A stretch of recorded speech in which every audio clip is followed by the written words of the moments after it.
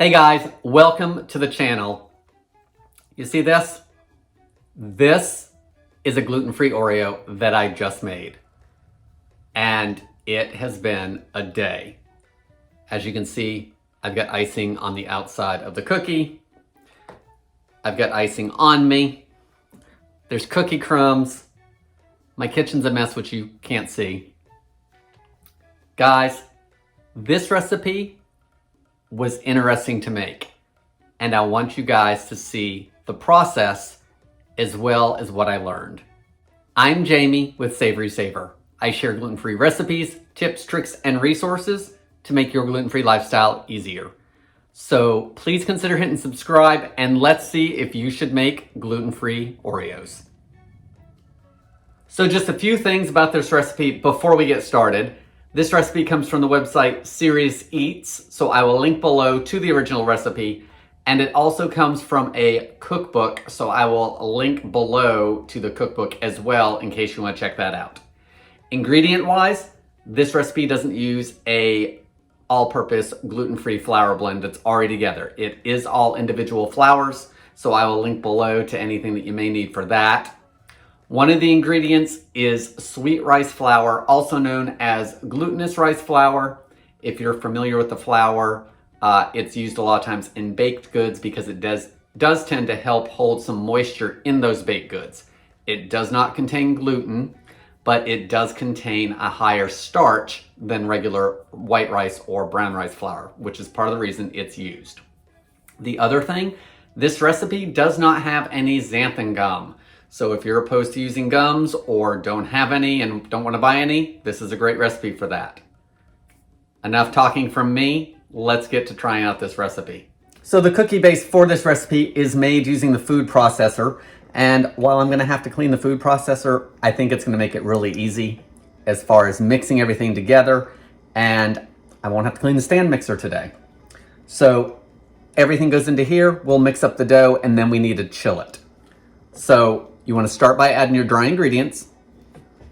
1 cup of white rice flour, a 1/4 cup of cornstarch, a 1/4 cup of sweet rice flour or glutinous rice flour, a 1/3 cup of cocoa powder, a 1/2 teaspoon of baking powder, 3/4 cup granulated sugar, and 1/8 teaspoon of fine salt. I'm just going to pulse this for just a minute just to get everything together. Next, we want to add 1 stick of unsalted butter, and this is cold. It is not room temperature. Kept it cold. I cut it into 8 pieces, which is 8 tablespoons.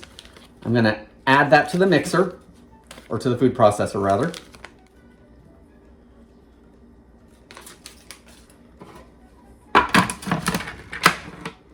Now, I just want to pulse it until there aren't any large pieces.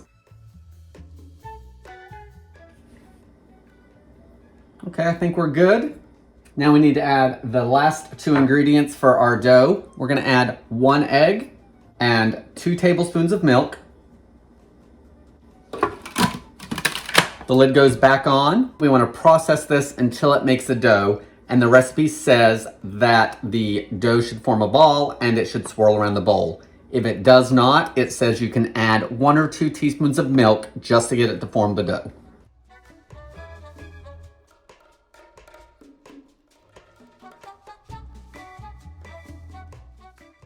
As you can see, our dough is spinning around the bowl. So we're where we need to be. I like that. So we've got our dough, and the next thing we need to do is we need to divide this in half and get it into some plastic wrap.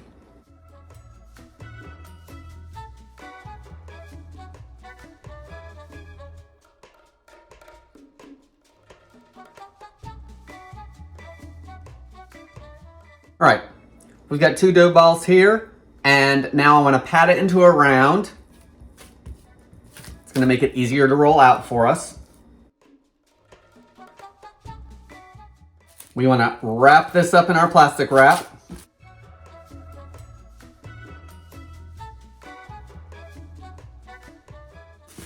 So we've got our dough in our plastic wrap, and super easy process so far. I really like that. Pretty straightforward recipe. Now we have to chill the dough. And the dough actually chills for quite a while. It chills for 4 hours. It also says you could chill this overnight, which is gonna make it helpful if you've got a busy day the next day and wanna do something ahead of time. So I'm gonna get this chilled down, then we'll get them cut and baked off and get them filled. So it's been about 4 hours. So I've got one of the dough discs out of the fridge and we need to roll it out. So I've got my baking mat down, hopefully for a little bit easier cleanup. It does say to coat the counter with rice flour. So I may do both. I just want cleanup to be easier and not have to clean my counter. Let's sprinkle a little bit of flour, gluten-free of course.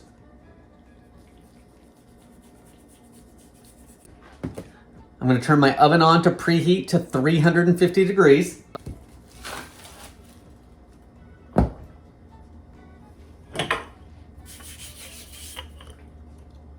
Put a little bit on the dough as well. I've got a cookie cutter that's about 1.5 inches wide. So let's roll this out to about 1/8 of an inch.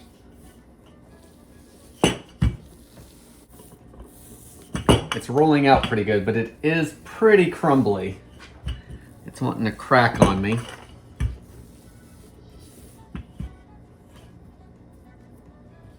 And it's starting to bring it up, so let's do a little more flour.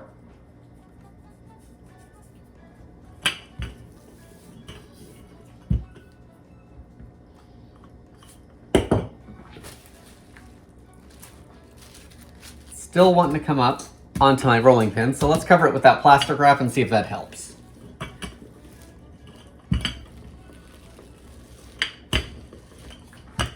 That's working out a lot better for me. So now that I've got this rolled out, we can cut them into circles. So cut them into circles, and then we're gonna place them on our baking sheet with about a 2-inch space in between each one.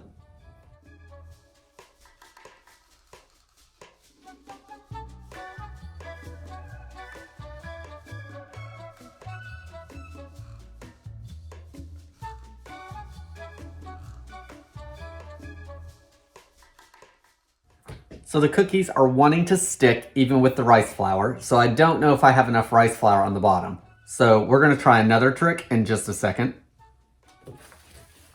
I'm gonna take my plastic wrap, I'm gonna put it over my dough, and I'm gonna flip my mat and see if we can peel it up the other way so everything keeps its shape.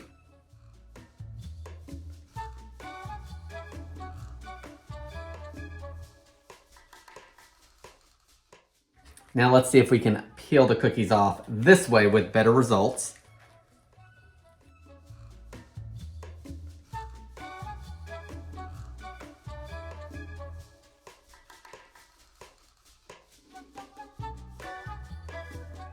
So the first batch of cookies is in the oven baking. This is going to be the second half of the dough, and I'm going to show you what works and what doesn't work with this recipe, because right now I'm so frustrated. I don't know if I would make this recipe again.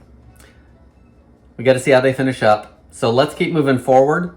So I have my silicone baking mat out, and on the first batch, I just didn't cover it enough.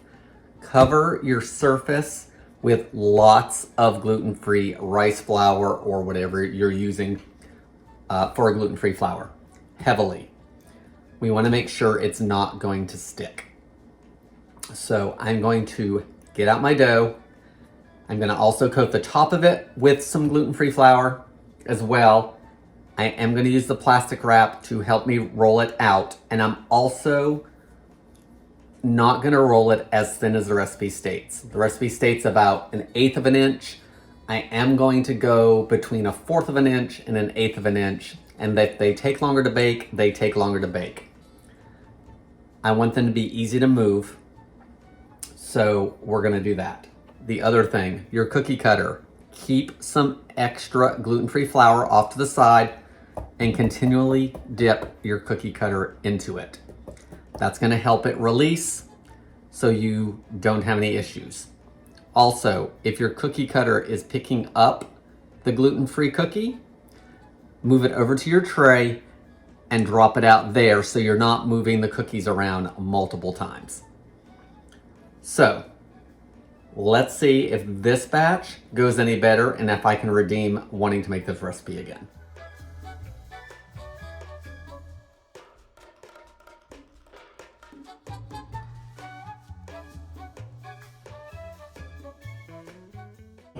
Okay, this is as thin as I'm gonna do the dough because I wanna see what it's gonna do. It's still nice and cold.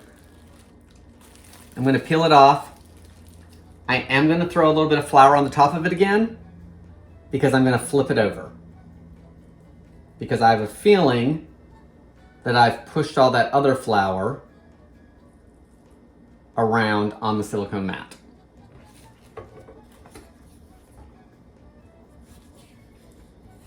Okay, so it feels like it's not sticking a whole lot, a little bit, but not a whole lot.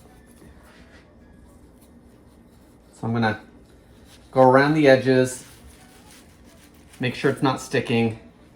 It is sticking towards the middle there.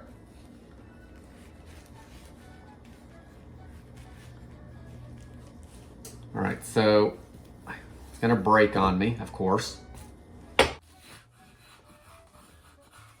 All right, it is shifting pretty good. So I'm not gonna flip it. I'm gonna try to cut it from where it is. So I've got that closer. Cut your cookie. And if your cookies, you can tap it off to try to get some of that flour off, but then move it right on over to your tray and put it down so we're not moving it multiple times. See how it picked that up? Then you can move it over. It's gonna keep its shape. And hopefully you have less issues with it. All right, once you've gotten all the circles that you can, go ahead, re-roll the scraps. So bring it all together. Try to pick up not extra flour if you can help it. Try not to pick it up anyway.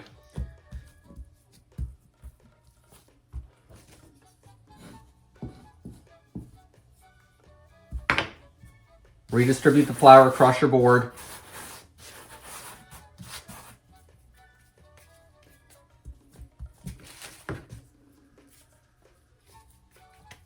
Then we're gonna roll it back out into another disc and keep cutting until they're all done. Okay, here's the second tray of cookies. It went much better. Everything's more even. It didn't fight me near as much. I probably will have to bake these the 12 minutes, maybe even a little bit longer. So let's pop these in the oven. I want to show you the other tray really quickly, and then I'm going to cool them, and I'll show you how to make the icing. So here's the first sheet, and they are still cooling on the tray, and they feel like I can move them around a little bit. So I'm going to take them and put them onto the cooling rack to cool completely. As you can see, they did absorb the extra flour that was on there. So hopefully tray 2 will do that as well. So now I'm going to get these cooled off. I'm going to clean up that mess, and I'm going to show you how to make the filling. So let's make the filling, and then we're not going to waste any time. The other ones are cool, and I'm going to ice one and just taste it right off the bat so I can get this recipe knocked out for you guys. So to a medium bowl, I have 2 cups of powdered sugar. The recipe says to use 4 tablespoons of shortening. I'm going to cut the difference. I'm going to do half shortening and half butter. So 2 tablespoons of each.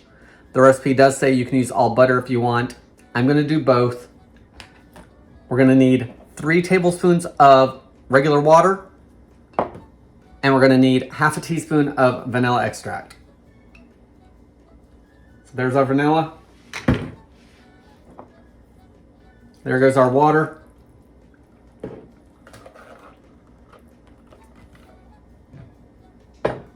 Let's get it all mixed together. It's mixed together, but not quite smooth. I'm gonna take a spatula and get everything back in the bowl and mix for another minute.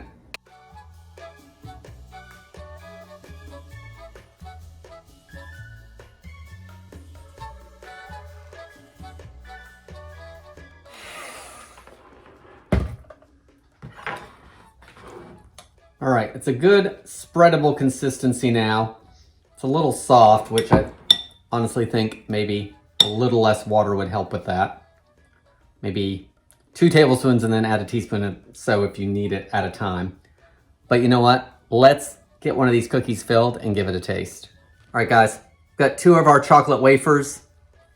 You want them about the same size, so if any of them are a little off, try to get the smaller ones together should you have any issues like I did. I'm sure piping would be faster, but we're not going to waste any time with that.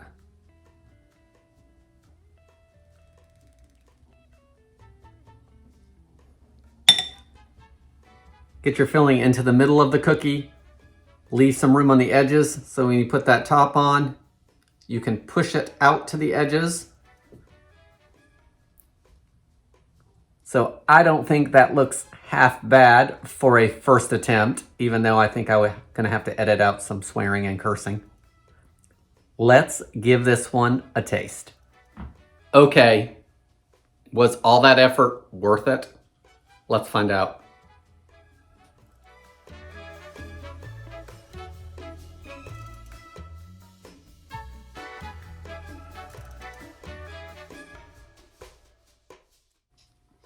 So, they're okay. I have to say, they don't taste like Oreos. The cookies are crisp, which is what they should be. Not as crisp as an Oreo, but they are crisping up. The icing is too soft. I really think it needs to be firmer. The fridge might help with that because it would firm up that butter. Less liquid would help with that. That chocolate taste isn't as intense as an Oreo, so I don't really like that. We are going to do another Oreo though, because the second tray came out different than the first. So let's see how that one looks.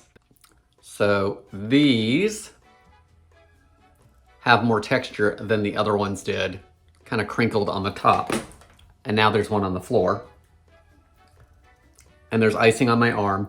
And evidently today was just not the day to show y'all Oreo cookies. Let's try again. There's an Oreo cookie, still have the icing. I'll get that in a minute. Everyone likes it in the kitchen when there's a mess, right? Okay, let's try this one. So these were a little thicker. So I actually cooked them longer. I cooked them 14 minutes instead of the 10 to 12. They probably still need to cool a little bit more because they are soft and they're crumbling differently. Thickness-wise though, I like it better. So I would probably go about 1/4 inch thick on your dough, not the 1/8 of an inch.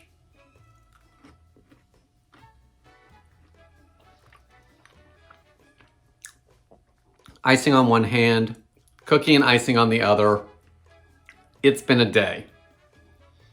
I've got some cleanup to do. I've got 30 more cookies to put filling in.